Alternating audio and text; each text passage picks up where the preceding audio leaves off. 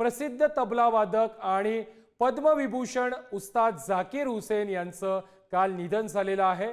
झाकीर हुसेन यांनी वयाच्या 73व्या वर्षी अखेरचा श्वास घेतलेला आहे।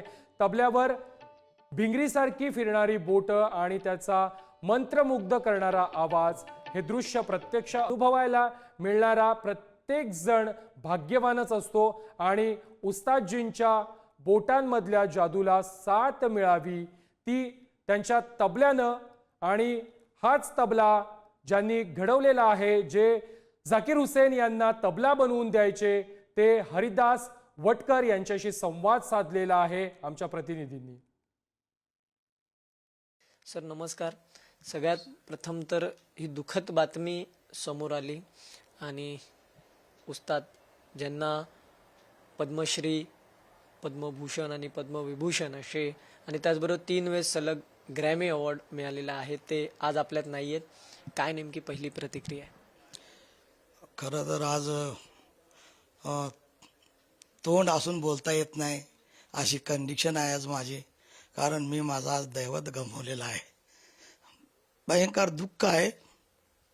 माझे गुरु म्हणा किंवा माझे अन्नदाता, अनेक तबला मेकरचे अन्नदाता आणि आम्हाला ते गुरुच होते, हे दैवत आज आम्ही हरपलेलं आहे।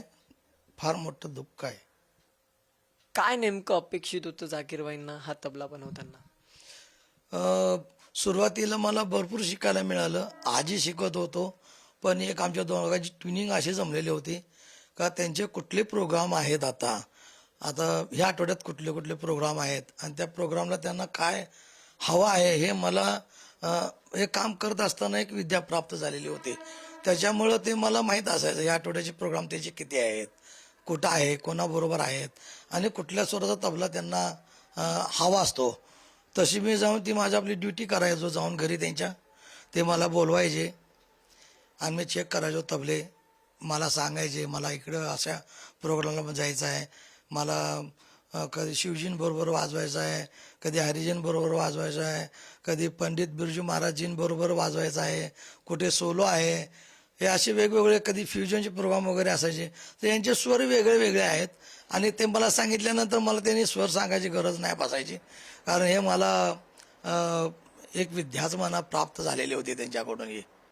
झाकीरबाईंचे तबले तुमच्या समोर आहे, तुम्ही त्यांचे तबले तयार केले आतापर्यंत, अनेक वर्ष तुम्ही हे काम करत होतात।